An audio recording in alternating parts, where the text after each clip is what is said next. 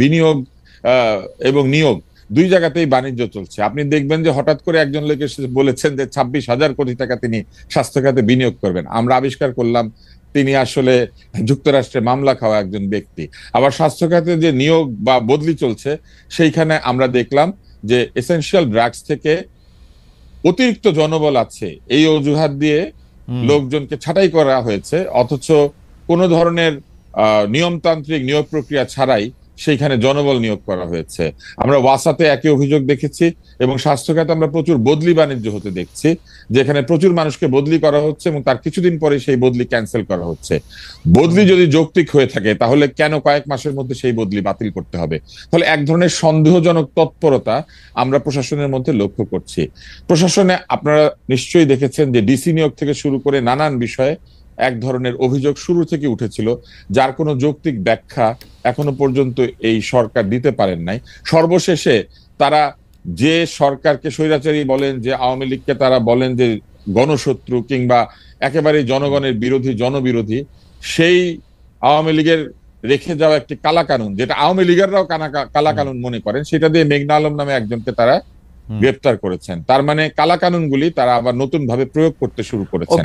ফলে এই যে এক ধরনের আচরণ আমরা লক্ষ্য করছি, এই আচরণ কিন্তু জুলাই বিপ্লবের যে মূল চেতনা, যে চেতনার কারণে বাংলাদেশের আপামর জনসাধারণ রাস্তায় নেমে এসেছিল, যে কারণে অভিভাবকরা ছাত্রছাত্রীদের পাশে এসে, তাদের সন্তানদের পাশে এসে রাস্তায় নেমে গিয়েছিলেন, যে কারণে রিক্সাওয়ালা মুটে মজুর রাস্তায় চলে এসেছিলেন, সেই কারণটা আসলে কি ছিল? সেই কারণটা কি এই ছিল যে জুলাই বিপ্লবের পরে একটি সরকার আসবেন এবং সেই সরকারের ভেতরের লোকেরা কিছুদিন পর পর বলতে থাকবেন এই সরকার বারবার দরকার, এই সরকার 5 বছর থাকুক। 5 বছর যদি অনির্বাচিত একটি সরকারই থাকবে, তবে সেই সরকার কি করে জুলাই চেতনার বিষয়টিকে আপহোল্ড করে? কারণ জুলাই চেতনার তো একটি বড় বিষয় হচ্ছে স্বৈরাচারী শাসক, অগণতান্ত্রিক শাসক, ভোট কারচুপির শাসককে তাড়িয়ে দেওয়া। ভোট কারচুপির শাসককে, ভোট না হওয়াকে যেখানে আমরা ঘৃণা করেছি, সেইখানে আমরা কি করে বলি যে ভোট ছাড়াই আমরা একটি সরকারকে 5 বছর দেখতে চাই? এবং আপনি আরেকটি বিষয় আমি একটু যুক্ত করে দিই, শুধু এক লাইন, সেটি হচ্ছে যে কেন আমি মনে করি যে ডিসেম্বরের মধ্যে নির্বাচন হবে না।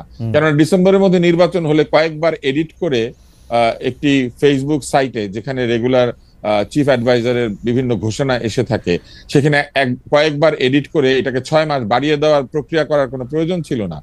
যদি ডিসেম্বরে নির্বাচন হবে এটা তারা রেখে দিতেই পারতেন। তারা বিশ্বাস করেন না যে তারা নির্বাচন ডিসেম্বরের মধ্যে দিতে পারবেন, এবং সেই কারণে আমি মনে করি যে এই বছর ডিসেম্বরের মধ্যে কোনোভাবেই নির্বাচন হবে না। তুষার ভাই, আমার কাছে মনে হয় সেই প্রক্রিয়াগত একটি প্রশ্ন তো রয়েই গেছে, কিন্তু আমার কাছে মনে হয় ডক্টর ইউনূস যেহেতু ইনি দীর্ঘদিন এনজিও করেছেন, তিনি আসলে লিড টাইমটার বাইরে একটা ছায়া লিড টাইম রাখতে চান। কারণ তিনি মনে করেন যে তার কথা তিনি যদি ডিসেম্বরের পরে এটা না দিতে পারেন, এটা যদি জানুয়ারির প্রথম সপ্তাহেও যায়, তাইলেও তিনি কথা না রাখার দায় উনি ডেলিভারেবলসটা এরকমই রাখতে চান, এটা আমার মনে হয়।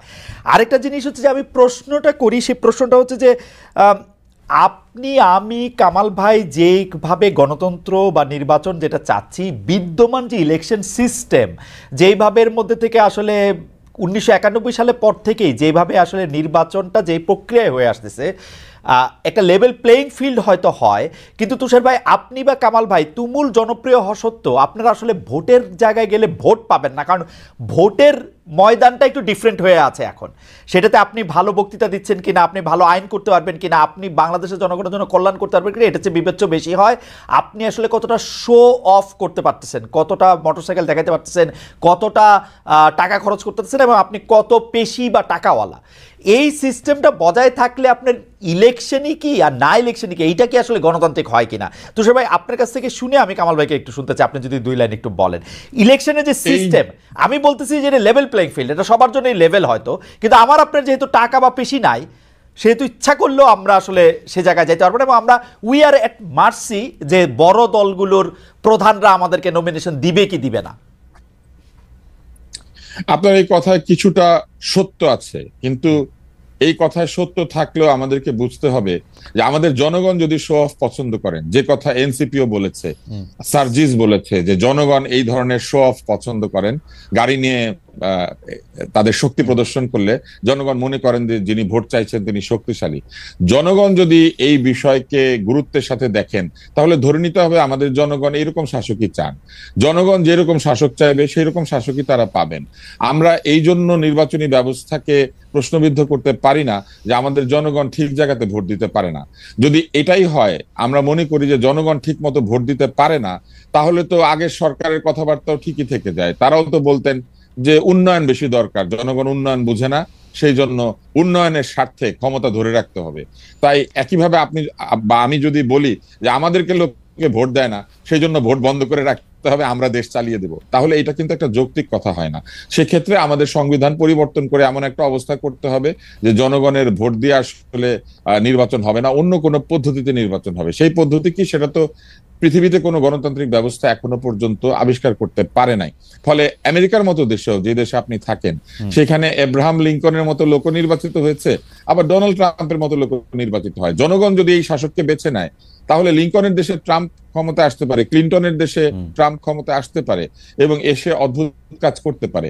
গণতন্ত্রের বিরুদ্ধে গিয়ে আমি তো এটা বলতে পারি না যে জনগণ ঠিক মতো ভোট দিতে পারে না। জনগণ যেভাবে ভোট দিতে চায়, যে দেবতা যেই প্রসাদে তুষ্ট হয়, যে ভোগে তুষ্ট হয়, হয়তো সেইভাবেই আমাদের পলিটিশিয়ানরা পলিটিক্স করেন। কিন্তু এইখানে আমার একটা ছোট্ট বলার বিষয় আছে, সেটি হচ্ছে নির্বাচন কমিশন আমাদের এই দেশে সঠিক নির্বাচনের যে রুলস অ্যাপ্লাই করতে বলেছেন, যেখানে হলফনামা দিতে হয়, আয়ের সঠিক উৎস ঘোষণা করতে হয়, অতিরিক্ত খরচ করলে সেই খরচকে প্রশ্ন করে প্রার্থীকে শাস্তি দেওয়া যায়, এই জিনিসটা চালু করলেই কিন্তু লেভেল প্লেইং ফিল্ডের সাথে সাথে আমাদের মতো লোকেরাও নির্বাচন করতে পারে। কেননা তখন কিন্তু ওই যে নির্বাচনের যে নির্ধারিত ব্যয়, তার বাইরে কোনো ব্যয় হলেই যিনি ব্যয় করবেন তার প্রার্থিতা পর্যন্ত বাতিল হয়ে যাওয়ার সুযোগ আছে। নির্বাচন কমিশন এবং সরকার লেভেল প্লেইং ফিল্ড তৈরি করেন এক অদ্ভুত ভাবে। তারা বড় দলগুলিকে লেভেল প্লেইং ফিল্ডে এনে লেভেল খরচ করার একটা সুযোগ তৈরি করে দেয়। রাইট। কিন্তু যদি সত্যি সত্যি এখন যদি কমিশন যে নিয়ম আছে সেই নিয়মের মধ্যে প্রকৃত অর্থেই এই নিয়মকে প্রযুক্ত করে, তাহলে কিন্তু বেশি খরচ করার কোনো সুযোগ নাই। সাদা কালো পোস্টার ছাড়া অন্য কোনো পোস্টার ছাপানোর সুযোগ নাই, গেট বানানোর কোনো সুযোগ নাই, এমনকি মাইক এবং জনসভায় অতিরিক্ত খরচ করারও কোনো সুযোগ নাই। ওকে, আমি একটু কামাল ভাইয়ের কাছে জানতে চাইবো যে কামাল ভাই, আপনি এই প্রসঙ্গে আপনি কি বলবেন? আমাদের ইলেকশনের সিস্টেম যেটা লেভেল প্লেইং ফিল্ডের ক্ষেত্রে তুষার ভাই সঠিক কথাই বলছেন, একই লেভেলে নিয়ে আসে যাতে তারা দুইজন একই রকম টাকা খরচ করার সুযোগ পায়। কিন্তু আমার প্রশ্ন হচ্ছে যে এখন নির্বাচনী ব্যয় যদি একজন সংসদ সদস্যের ক্ষেত্রে সর্বোচ্চ 25 লাখ টাকা করার কথাও বলা হয়ে থাকে, কিন্তু তারা 25 কোটি টাকা খরচ করলে তারা কিভাবে এটা ধরবে? ভোটারদেরকে নগদ টাকা দিলে বা ভোটারদেরকে নগদ টাকা দিয়ে প্রভাবিত করার মতো অবস্থা সৃষ্টি করলে সেটা কি করা হবে? সেটা নির্বাচন কমিশনের এরকম কোনো মেশিনারি নাই। এবং আমরা যেটা দেখছি যে মামলা করলে, জনাব মহিউদ্দিন খান আলমগীরের মামলাটি এখানে স্মরণীয়, তিনি পরবর্তী নির্বাচনের 1 মাস আগে তাকে আসলে ওইটা রায় বেরিয়েছিল, প্রায় 5 বছরের ক্ষেত্রে। কামাল ভাই, আপনার নিশ্চয়ই মনে থাকবে, আপনি এই নিয়ে আপনার একটু মতামত দিবেন যে এই ইলেকশন সিস্টেমের মধ্যে আসলে আমরা গণতান্ত্রিক উপায়ে আমরা যাদেরকে চাই বা যেটাকে আমরা গণতন্ত্র বলি সেটার প্র্যাকটিস আমাদের পক্ষে করা সম্ভব হয় কিনা। তবে কামাল ভাই, আপনার থেকে 1 সেকেন্ড একটু অনুমতি নিচ্ছি। আমরা দর্শকদের কাছে জানতে চেয়েছিলাম যে এবারের শোভাযাত্রা সম্পর্কে। এবারের শোভাযাত্রা রাজনৈতিক নয়, বরং আনন্দ শোভাযাত্রা নিয়ে, বর্ষবরণ আনন্দ শোভাযাত্রা নিয়ে বলেছেন সংস্কৃতি উপদেষ্টা মোস্তফা সরোয়ার ফারুকী। প্রিয় দর্শক, এই দাবি সঠিক বলে মনে করেন কিনা? শতকরা 73% দর্শক মনে করছেন সঠিক, 27% মনে করছেন সঠিক নয়। 44,000 দর্শক এখানে ভোট দিয়েছেন। কামাল ভাই, বিদ্যমান যে ইলেকশনের সিস্টেম আছে সেই সিস্টেমের ক্ষেত্রে সেটা কি হবে? সংস্কারগুলি করা হলে এটা থেকে আমরা আসলে মুক্তি পাইতাম কিনা, এইটা হচ্ছে আমাদের প্রশ্ন। না, একটা বিষয় হলো কি, দেখেন, যদি আমরা বলি যে বিদ্যমান নির্বাচনী ব্যবস্থা ঠিক আছে কিনা, তাহলে তত্ত্বগতভাবে ঠিক আছে, কিন্তু প্রায়োগিকভাবে ঠিক নাই। যেভাবে প্রয়োগ করা হয় সেটা ঠিক না। কিন্তু যদি আমি তাত্ত্বিকভাবে ধরি, কাগজে কলমে দেখি, তাহলে বিদেশের অনেক দেশের নির্বাচনী ব্যবস্থা যে আমাদের নির্বাচনী ব্যবস্থা মন্দ নয়। তাহলে আমরা ওটা প্রয়োগ করতে পারি না কেন? আমরা দেখেন যা কিছুই বলছি আজকে এই নির্বাচনী ব্যবস্থা নিয়ে আপনি যে কথা বলছেন, আমি যে কথা বলছি, তুষার ভাই যে সমস্ত কথা বলছি, আমরা কিন্তু আমাদের অভিজ্ঞতা থেকে কথা বলছি। আমরা গত কয়েকটা নির্বাচন দেখেছি কি হয়, এখানে টাকা পয়সার দাপটটা কোথায় যে ঠেকে আমরা কিন্তু দেখেছি। এই দেখে কিন্তু আমরা সিদ্ধান্ত নিচ্ছি হচ্ছে না। কিন্তু আপনি দেখেন 70-এর যে নির্বাচনটা হয়েছিল, যেটাতে আওয়ামী লীগ নিরঙ্কুশভাবে জিতেছিল, ওই সময় কি আওয়ামী লীগ সবচেয়ে ধনী দল ছিল না? তো তখন কি এই দেশে এই ভূখণ্ডেই তো হয়েছে। আমরা ইন্টেনশনালি পলিটিক্যাল পার্টিগুলো আমাদের ভোটারদের মন মানসিকতা চারিত্রিক বৈশিষ্ট্যকে চেঞ্জ করার চেষ্টা করছে, কিন্তু এই চেষ্টাটা সফল সম্পূর্ণ হয়ে গেছে আমি কিন্তু তাও মনে করি না। আপনি যদি ওই পরিবেশটা আবার দিতে পারেন, আপনি যদি ওরকম একটা মেরুদণ্ড সম্পন্ন নির্বাচন কমিশন নিয়ে আসতে পারেন, এদেশেও এই ভোটারদের নিয়েও আমি মনে করি একটা ভালো নির্বাচন করা সম্ভব, যে নির্বাচনে অর্থ তেমন কোনো প্রভাব বিস্তার করবে না। একজন লোক কোটি টাকা দিবে, তার কাছ থেকে টাকা নিবে, নিয়ে একজন ভালো লোককে ভোট দিবে, এই মানসিকতা আমাদের ভোটারদের মধ্যে যে একদম নাই, এটা কিন্তু আমি মনে করি। কারণ আপনি অভিজ্ঞতার কথা বলছিলেন, কিন্তু 91 সালেও কিন্তু আমি যদি দেখি যে এরশাদ সাহেবের আমলে এটা প্রথম শুরু হয়েছে মারাত্মকভাবে, 70 সালে না, মানে প্রভাবিত করা। 91 সালের পরবর্তী সরকারগুলি বা যারাই ক্ষমতায় এসছে তারা এটা কিন্তু চূড়ান্তভাবে প্রভাবিত করেছে। আপনি সংসদে যেসব মুখগুলি আমরা পেয়েছি সেগুলির দিকে তাকালে আপনি আসলে বুঝতে পারবেন যে তারা আসলে কারা, মানে তারা কেন সংসদে গিয়েছেন সেটিও কিন্তু পরিষ্কার। তো সেটি আপনি কেমনে মানে আমি আমি সেটাই বলি আপনাকে, জানেন একটা জিনিস হলো কি, গণতন্ত্রটা কিভাবে অগ্রসর হয়। গণতন্ত্রটা কিন্তু অগ্রসর হয় ট্রায়াল এন্ড এরর বেসিসে। রাইট। মনে করেন একটা ঘটনা ঘটে, ওই ঘটনার পরিণতি দেখে দেখে আরেকজন শিক্ষা নেয়, এইভাবে কিন্তু চলতে চলতে, এটা কিন্তু একদিনের ব্যাপার না। গণতন্ত্র কিন্তু একদিনে আসে না, এটা তো একটা আপনার নির্বাচন বলেন, গণতন্ত্র বলেন, এর তো একটা প্রাতিষ্ঠানিক রূপ থাকা লাগে, না হলে হুট করে হয়ে যায় না। তো আমাদের এখানে যতবার হতে নিয়েছে ততবার কিন্তু আমরা এটাকে ব্রেক করেছি বিভিন্ন রকম এই সামরিক বাহিনী দিয়ে, মার্শাল ল জারি। যেমন ইন্ডিয়ার আমরা তো একই সঙ্গে 47 আমরা কিন্তু দেশ বিভাগ হয়েছিল, কিন্তু ইন্ডিয়াতে 47 থেকে পর্যন্ত একবারও তো সামরিক শাসন আসে নাই, কিন্তু তারা কিন্তু নির্বাচনের মাধ্যমে অগ্রসর হয়েছে। সেই নির্বাচনগুলির মধ্যে অনেকগুলি ফল্টি নির্বাচন ছিল, অনেক খারাপ নির্বাচনও ছিল, এখনো নির্বাচন নিয়ে প্রশ্ন কিন্তু উঠে। তারপরেও এটাও গণতন্ত্র কিন্তু একটা জায়গায় এসে দাঁড়িয়েছে, যেটা এটুককে মানা যায়। কিন্তু পাকিস্তান তো পারে নাই, আমরা কিছুটা মাঝখানে পেরেছিলাম, পাকিস্তান তো তাও পারে নাই। তো এইগুলি কিন্তু আপনার ডিপেন্ড করে আপনি কতদিন সেটাকে কন্টিনিউ করতে পারবেন। পলিটিক্যাল পার্টিগুলোর মধ্যে ধান্দা থাকবেই। 2000 মানে আমরা যেটাকে 111-এর কথা বলি 2007-এর পরে, সেই 111 কিন্তু দেখেন, যদি 111-এর সময় না আসতো, ওইটা কিন্তু না আসলে কি হতো, 22শে জানুয়ারি যে নির্বাচনটা হওয়ার কথা ছিল 2007-এ, ওইটা কিন্তু 2014-রই একটা কিন্তু রেপ্লিকা ছিল, কিন্তু ওইটার আদলেই কিন্তু 2014-তে হয়েছে। সব আমার থাকবে, আমরা ঠিকঠাক করে নেব, আমরা প্রধান উপদেষ্টা বানাবো, অমুক তমুক করবো। এইটা হলো কি পলিটিক্যাল পার্টিগুলির মধ্যে সেই চারিত্রিক একটা এক ধরনের বৈশিষ্ট্য তাদের মধ্যে তৈরি হয়েছিল। কিন্তু আমি মনে করি যেটা 24-এর ঘটনায় আমি মনে করি আমাদের চেঞ্জ হওয়া, নতুন কিছু পাওয়ার একটা বাস্তবতা তৈরি হয়েছে। এখন যারাই স্বৈরাচারী হতে চাইবে তাদের মাথার মধ্যে কিন্তু 24-এর যে পরিণতি, এরকম পরিণতি তো এর আগে হয় নাই। 24-এর যে পরিণতি, শাসকের যে নির্মম যে মানে পরাজয় এবং পলায়ন এবং পর্যুদস্ত হওয়ার যে ঘটনা, এরকম ঘটনা কিন্তু অতীতে কখনোই হয় নাই। এরশাদ দেখেন স্বৈরাচারী ছিল, তারও পতন ঘটছিল, কিন্তু উনি কিন্তু ইলেকশন করতে পেরেছেন জেলখানা থেকেও, পেরেছেন তো। কিন্তু এখন কি হচ্ছে, এখন যে বাস্তবতাটা, এরা তো ইলেকশন করতে দিলেও আসতে পারবে না, অবস্থা এমন দাঁড়িয়েছে। মানুষের যে ক্ষোভ, এই ক্ষোভটা দেখে কিন্তু আমি মনে করি আগামীতে শিক্ষা নেওয়ার বিষয় আছে। কিন্তু তার পরিবর্তে আপনি যদি জনগণের হাতে যদি আপনার বেছে নেওয়ার ক্ষমতাটা না দেন, তার যে অধিকার, এটা তো অধিকার হবে আমার। আপনি যারা বলতেছেন যে ইউনূসকে 5 বছর রাখতে হবে, ওনারা ওনাদের ভালোবাসা থেকে বলতেছেন, ওনাদের ভালোবাসাকে আমি অনার করি, কিন্তু পাশাপাশি আমি ওনাদেরকে বলবো যে আপনি কি সবার কাছে জিজ্ঞাসা করছেন না, সবার মতামত দিচ্ছেন না, সবার মতামত যখন নিতে পারবেন সেটাকে আমি ডেমোক্রেসি বলতে পারবো। আপনি আজকে ইউনূসকে বলবেন, আমি একটা কথা বলে শেষ করি, আজকে আপনি ইউনূসকে ভালো বলতেছেন, আচ্ছা কালকে যদি ইউনূস মারা যায় তখন আপনি কি করবেন? তখন আপনি আরেকজন ইউনূসকে কোথায় পাবেন? পাবেন তো না। সেক্ষেত্রে আপনাকে কি করতে হবে? আপনাকে সিস্টেম ক্রিয়েট করতে হবে। আপনার সংস্কারের কথা বলেন যে সিস্টেম ক্রিয়েট করবেন, আপনারা নিজেরাই তো সিস্টেম ভাঙার চেষ্টা করতেছেন যে উনাকে রাখতে হবে। কেন? উনার যদি জনগণের সমর্থন থাকে তাহলে উনি তো একটা পার্টির সঙ্গে আছেন অথবা পরোক্ষভাবে আছেন, উনি প্রকাশ্যে চলে আসেন, ওই পার্টির নেতৃত্ব দেন, ইলেকশন করেন। যদি জনগণ আপনাকে চায় আপনি নির্বাচিত হবেন। ওনার তো টাকার অভাব নাই, 666 কোটি টাকা তো কয়েকদিন আগে মাফ করে নিচ্ছেন, টাকার তো অভাব নাই রে ভাই, ওই টাকা দিয়ে ইলেকশন করেন না, অসুবিধাটা কি? কামাল ভাই, আপনি এই প্রসঙ্গটা নানা সময় তুলেছেন তুষার ভাইও, সেই জন্য এই প্রসঙ্গে আমি কথা বলতে চাই যে 24-এর পরবর্তী, বিশেষ করে এই যে জুলাই আন্দোলনের পরবর্তী সময় আমরা একটা নতুন বন্দোবস্ত চেয়েছিলাম, নতুন সিস্টেম চেয়েছিলাম, আমাদের আশা সাংঘাতিকভাবে ভঙ্গ হয়েছে।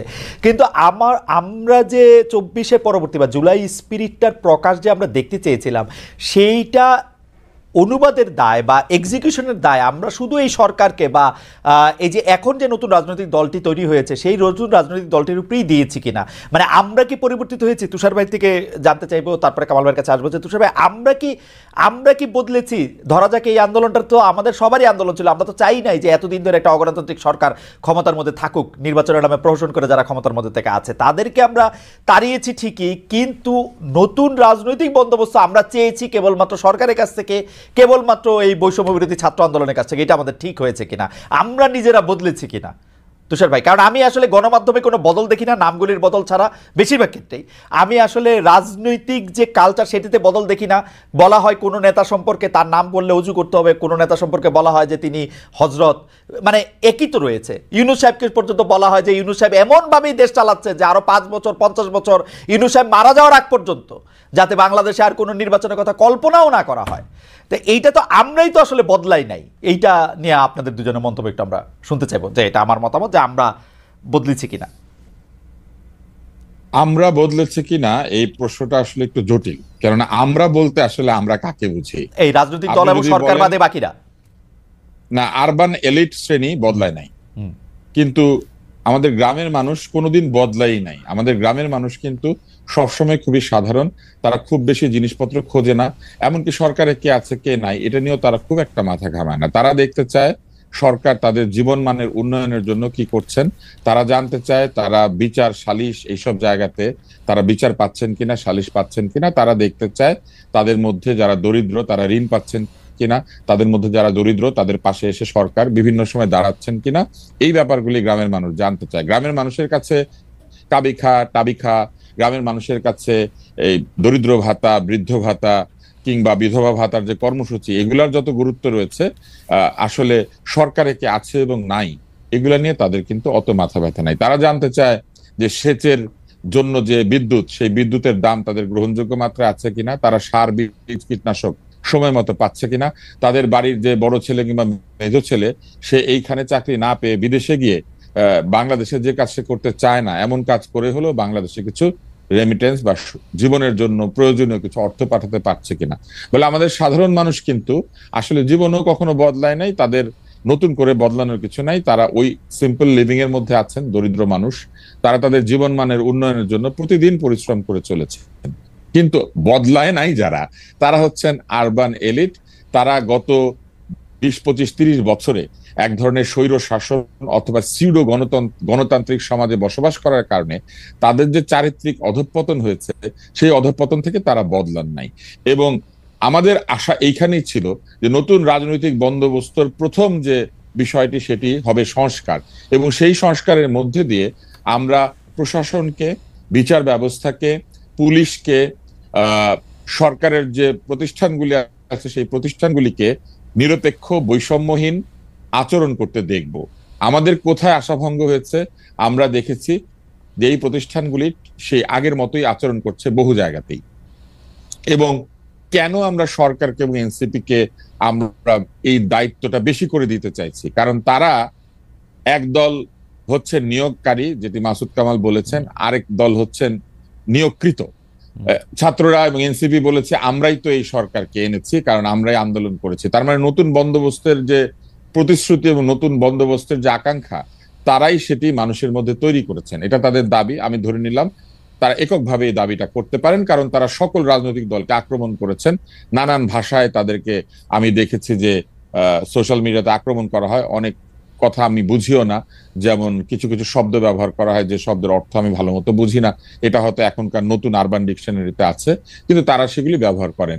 এবং পাশাপাশি যে সরকার কাজ করছেন তারা বলেছেন তারা নতুন রাজনৈতিক বন্দোবস্ত তৈরি করতে চান, যে রাজনৈতিক বন্দোবস্ত আগের সরকারগুলির মতো জনগণের স্বার্থ বিরোধী নয়।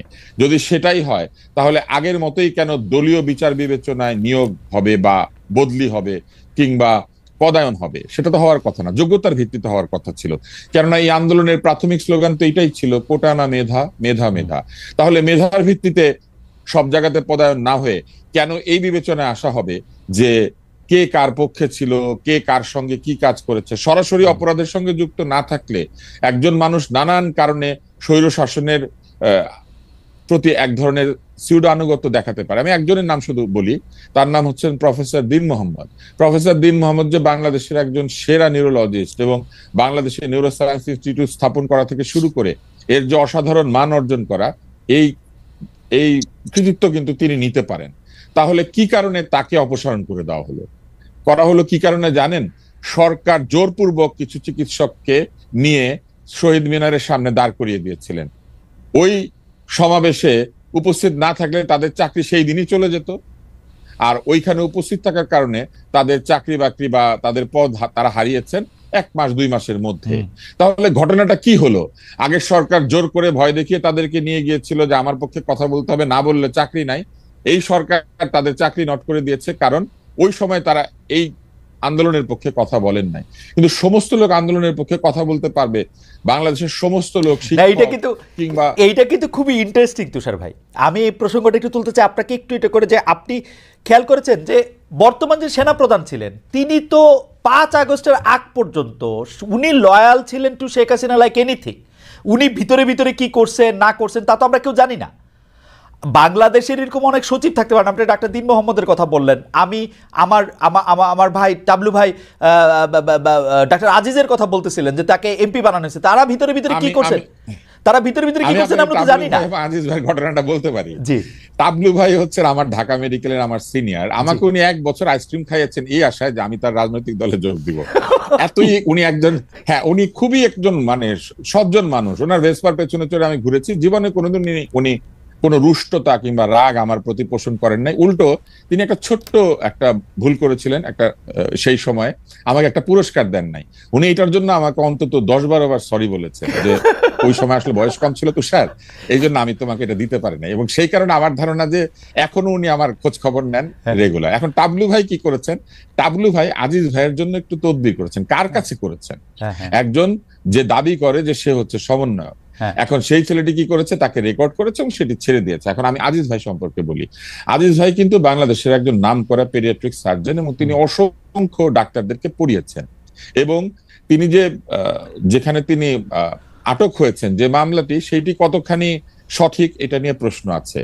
হাইকোর্ট যেখানে আজিজ ভাইকে জামিন দিয়েছে সেইখানে জেল গেটে তাকে ধরে নিয়ে আবার তাকে বন্দি করতে বাধ্য করাটা কিন্তু আমি মনে করি যে হাইকোর্টের জামিনের প্রতি এক ধরনের অবমাননা দেখানো।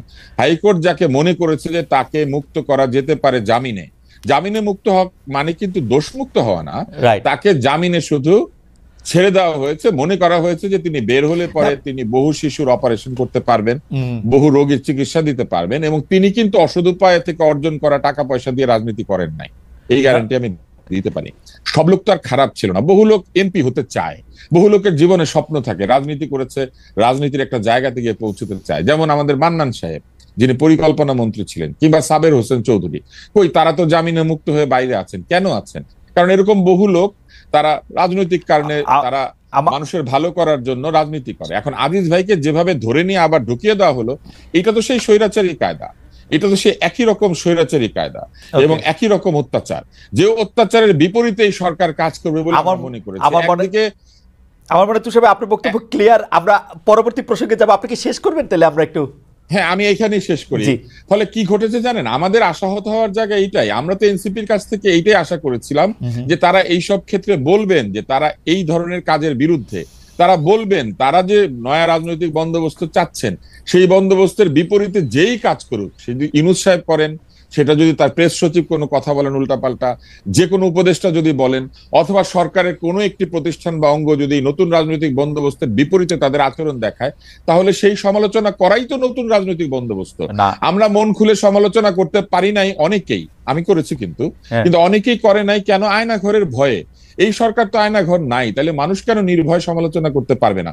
সমালোচনা করলেই কেন বলা হবে যে তারা আগের সরকারের পক্ষে, না, তারা দোষর? কিন্তু তুষার ভাই, এটা তো নতুন রাজনৈতিক বন্দোবস্ত। তুষার ভাই, এই সরকারের সময় তো শুধু এটা বলা হইতেছে, আপনারা তো দুজন বাংলাদেশি আছেন, আপনাদের আসলে আয়নাঘরের ভয় বা অন্য কোনো ভয় ভীতির সম্মুখীন হইতেছে না।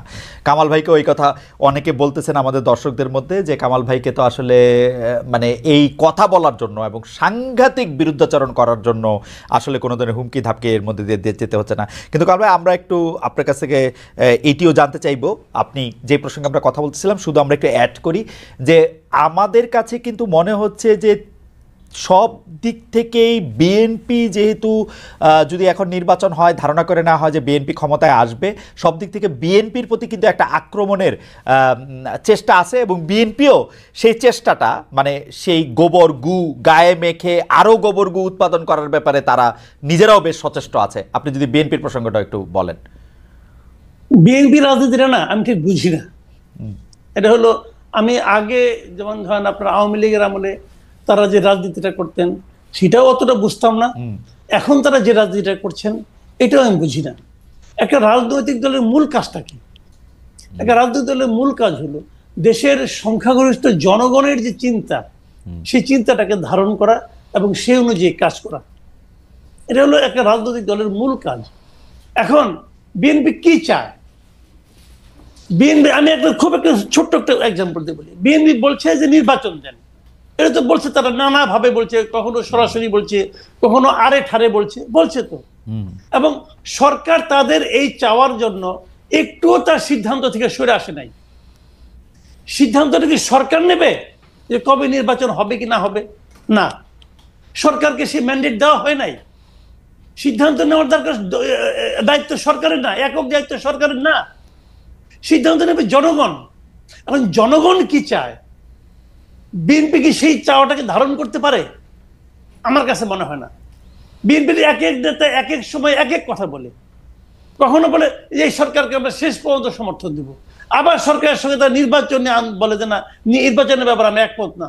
আবার আরেক নেতা দেখলাম বলে যে আমরা প্রতিদিন বলবো আপনারা অনির্বাচিত ম্যান্ডেট প্রাপ্ত না, এগুলি বলে। মানে এই সমস্ত কথার মানে নানা রকম কথামালা দেখি আমরা।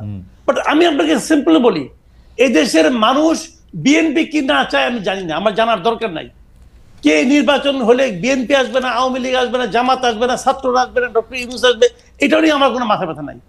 আমার কথাটা হলো, আমি আমার ভোটটা দিতে চাই। 30 বছর হয়ে গেছে ভাই, 35 বছর হয়ে গেছে একটা মানুষের, সে জানে না ভোট কিভাবে দিতে হয়, জাতীয় নির্বাচনে কিভাবে ভোটটা দিতে হয় সে এটা জানে না। সেই লোকের কাছে কিন্তু তারেক রহমানের কোনো ফ্যাক্টর না, তার কাছে ইউনূসের কোনো ফ্যাক্টর না, তার কাছে ওই ডাক্তার শফিকুল ইসলামের কোনো ফ্যাক্টর না। তার কাছে ফ্যাক্টর হলো যে আমি আমার ভোটটা দেব, তারপর সম্মিলিত জনগণ যেটা চাইবে সেটাই হবে, ম্যাক্সিমাম মানুষ যেটা চাইবে সেটাই হবে। কামাল ভাই, আমি যদি একটু তর্কের জন্য একটু বলি, এই জনগণ যেটা চায় এটা আপনি কেমনে জানেন? আমি তো জনগণ, আমি যেটা চাই। কিন্তু এরকম জনগণ তো অনেকে আছে যারা যারা যারা যারা না, এরকম জনগণ তো নিশ্চয়ই আপনি দেখছেন যারা চায় যে ডক্টর ইউনূস থাকুক। এরকম জনগণ তো আপনি দেখছেন খালি ডক্টর তারেক, মানে জনাব তারেক রহমান আইসা পয়সা পড়ুক এটা চায়, কোন ধরনের পরীক্ষার মধ্যে দিয়ে চায় নাম বলি। তারেক রহমান কি ভোট ছাড়া এসে বসে পড়তে চায়? না, তারেক রহমান চায় না, কিন্তু জনগণ তারেক রহমানরে চায়, চাইতে পারে, এটা তার ব্যাপার। এবং জনগণ শেখ হাসিনারও, অনেক জনগণ শেখ হাসিনারও চাইতো। আমি বলি চাইতো। জনগণ কি ভোট চাই কিনা সেটা বলেন। আপনি দেশের একজন লোককে নিয়ে আসেন না যে বলে আমি ভোট চাই না, আনেন না আপনার ভাই। এত সহজ, মানুষ ভোটটা চায় যে আমি ভোট দেব।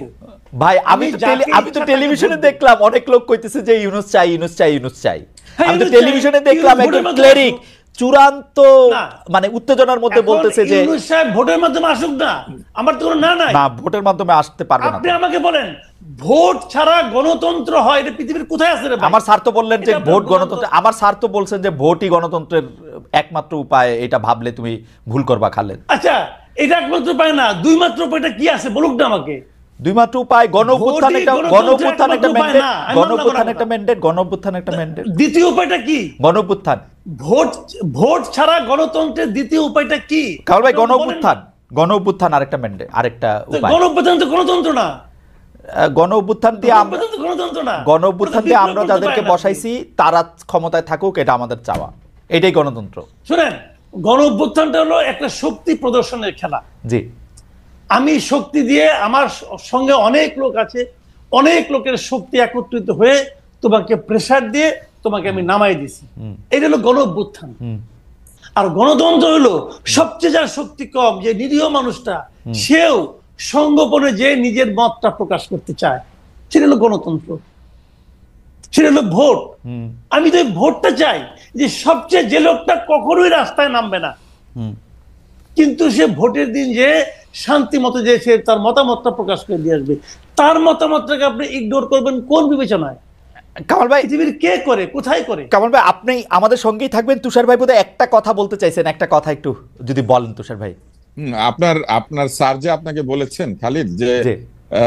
সব গণতন্ত্রে ভোট দরকার হয় না, হ্যাঁ। একটা বিষয় কিন্তু মনে রাখতে হবে যে না। গণ অভ্যুত্থান কখনোই গণ ম্যান্ডেট না। কেন না? কারণ গণ অভ্যুত্থান একটা ভয়াবহ স্বৈর শাসকের বিরুদ্ধে হয়, কিংবা এমন একটা শাসনের বিরুদ্ধে হয় যে শাসন জনগণ পছন্দ করছে না। কিন্তু এককভাবে চিন্তা করলে কিন্তু সেই স্বৈর শাসক ওই দেশের সবচেয়ে শক্তিশালী দলটা তৈরি করতে পেরেছে, এবং সেই কারণে এত বছর ধরে সে ক্ষমতায় আছে। সকলে মিলে ঐক্যবদ্ধ হয়েছে একটা পয়েন্টে, যে এই স্বৈর শাসককে সরিয়ে দিয়ে দেশে এমন একটা ব্যবস্থা তৈরি করতে হবে যেখানে জনগণ তার মতামত দিতে পারে। এখন যে মুহূর্তে গণ অভ্যুত্থান সফল হয়েছে, তখন সেই অভ্যুত্থানে কি অন্যরা অংশ নেয় নাই? জামাতে ইসলাম অংশ নিয়েছে, বিএনপি অংশ নিয়েছে, বিভিন্ন ছোট ছোট রাজনৈতিক দল অংশ নিয়েছে, এবং তরুণরা অংশ নিয়েছে। অভ্যুত্থান শেষেই কিন্তু যারাই আন্দোলনে অংশ নিয়েছিল তারা কিন্তু আন্দোলনে এই জন্য অংশ নেয় নাই যে গণ অভ্যুত্থান পরবর্তী সরকার এখানে অনির্দিষ্টকাল শাসন করবে। তারা চেয়েছে তারা যে দলগুলি করে সেই দলগুলি সুযোগ পাবে ক্ষমতায় যাওয়ার, এবং এই কারণেই কিন্তু গণ অভ্যুত্থান পরবর্তীকালে বিএনপির যারা অংশ নিয়েছিলেন তারা বিএনপির ছাতার তলে চলে গিয়েছেন, জামাতের যারা অংশ নিয়েছিলেন তারা জামাতের ছাতার তলে অংশ নিয়েছেন, এবং স্বৈর শাসকের ছাতার তলে যারা ছিলেন তাদের একটা বিরাট অংশ পালিয়ে গিয়েছেন, বাকি অংশ জেলে গিয়েছেন, বাকি অংশ চুপ করে বসে আছেন। কিছু বললে দোষর বলে। ফলে আপনার স্যার অত্যন্ত ভুল কথা বলেছেন। তুষার ভাই আসবো আমার স্যার না, তুষার ভাই আসবো আবার আপনার কাছে। আমার স্যার না, তো আমি প্রতিবাদ করলাম। আর আমার স্যারের প্রতিবাদ আমিও করতে পারি, কিন্তু কামাল ভাই আমরা তুষার ভাইয়ের কথা থেকে টেনে নিয়ে বলি, জনগণ তার মতামত দেওয়ার অবস্থায় এসছে কিনা, নাকি ওই সংস্কারগুলি না হলে জনগণ মতামত দিতে পারবে না, আবারও একটা ফেসিস্ট কাঠামোর মধ্যে দিয়ে আমাদের যেতে হবে? আমি অবশ্য ফেসিস্ট নন ফেসিস্ট, আমি আমার অবস্থাটা বলি, আমি সবসময় গণতন্ত্রের পক্ষে, আমি সবসময় নির্বাচনের পক্ষে, যে যা আসবে সে নির্বাচন দিয়ে আসুক। কিন্তু আমার প্রশ্নটা এটা, আমি আপনাকে একটা কথা বলি, যে সংস্কারটা তারা করতে চাচ্ছে এটা নিয়ে কয়েকটা প্রশ্ন। একটা প্রশ্ন হলো যে তারা সংস্কার করতে যাচ্ছে, সংস্কারটা যারা করছেন তারা কি এই সংস্কার করার জন্য যোগ্যতম ব্যক্তি কিনা, একটা প্রশ্ন আছে। যে সংস্কারের রিপোর্টগুলি হয়েছে, এই রিপোর্টটা কি একটা অসাধারণ রিপোর্ট এক একটা হয়েছে কিনা, এটা নিয়েও আমার সন্দেহ আছে। তারপরেও আমি হাইপোথেটিক্যালি তর্কের খাতিরে, যেহেতু আমাদের স্যার আছেন, আপনার স্যার তো আমারও স্যার, যেহেতু আমাদের স্যার আছেন, আমি ধরে নিলাম উনি জার্নালিজমের টিচার হওয়া সত্ত্বেও একটা অসাধারণ সংবিধান প্রণয়নের জন্য সুপারিশ করেছেন। আমি এটাও ধরে নিলাম স্যারের প্রতি ছাত্রের এক ধরনের ইয়ের কারণে, পক্ষপাতিত্বের কারণে ধরে নিলাম। তাতেই কি, সেটাই কি আপনার রক্ষা কবচ হয়ে গেল স্বৈরাচার না আসার? আপনাকে আমাকে সিম্পল একটা এক্সাম্পল দিয়ে বলি, পৃথিবীতে যত মুসলমান আছে তাদের জন্য একদম মানে অলঙ্ঘনীয় গ্রন্থ কোনটা, সংবিধান কোনটা? কোরআন শরীফ। যে কোরআন শরীফের একটা অক্ষর পর্যন্ত এদিক সেদিক করা যাবে না। আপনি মুসলমান, আমিও মুসলমান, অন্য দয়ালা বাদ দেন। আপনি যেভাবে কোরআনকে ফলো করেন, আমি কি সেভাবে কোরআনকে ফলো করি? প্রত্যেকটা মুসলমানকে, ফিলিস্তিনের গাজায় যারা আছেন তারা যেভাবে কোরআনকে ফলো করেন, সৌদি আরবের মুসলমানরা কি সেভাবে কোরআনকে ফলো করেন? বই তো একটা, আল্লাহর বই একটাই তো ভাই। কাজেই বইয়ের মধ্যে কি লেখা আছে, ওই মহাগ্রন্থে কি লেখা আছে, সেটা ইম্পর্টেন্ট না। ইম্পর্টেন্ট হলো সেই বইটা কারা ফলো করতেছে, সেটা ইম্পর্টেন্ট। আপনি কি সংস্কার করলেন সেটা ইম্পর্টেন্ট না, সেই সংস্কারটা কারা পালন করছে কারা করছে না সেটা ইম্পর্টেন্ট। আমরা ওই আগের হাসিনা সরকারের সংবিধানকে আমরা অনেক সমালোচনা করি তো, আচ্ছা বলেন, এই যে এত সমালোচনা করি, তারপরেও কি সেখানে লেখা আছে যে প্রাইম মিনিস্টার যেখানে যাবেন তার বোন সেখানে একই ধরনের প্রোটোকল পাবেন? লেখা আছে? নাই তো। শেখ হাসিনা তো এখানে প্যারালাল শ্যাডো প্রাইম মিনিস্টার ছিল এই দেশে, ছিল নাকি? ছিল তো। উনি কি সংবিধান মেনেছিলেন? না, কিন্তু কিন্তু ছিলেন না তো। কিন্তু কিন্তু কেন কামাল ভাই, কিন্তু question কামাল টা ভাই হলো, শোনেন, আপনাদের, আচ্ছা আপনি শেষ করেন, তার বলি। আমি বলি আপনাকে, হ্যাঁ। কোশ্চেনটা হলো কি, আপনি যদি ক্ষমতাবান না হন, যেমন 72-এর সংবিধান তুলনামূলকভাবে আমরা অনেকে ভালো বলি, সেই সংবিধানকে শেখ মুজিবের মুখের উপরে কেউ কোনো কথা বলতে পারতো? জিয়াউর রহমানের আমলে তার উপরে কেউ কোনো কথা বলতে পারতো? এইটা হলো ডিপেন্ড করে। আবার শাহাবুদ্দিন আহমেদ, উনি তাকে তত্ত্বাবধায়ক সরকারের প্রধান ছিলেন, ওই সময় কোনো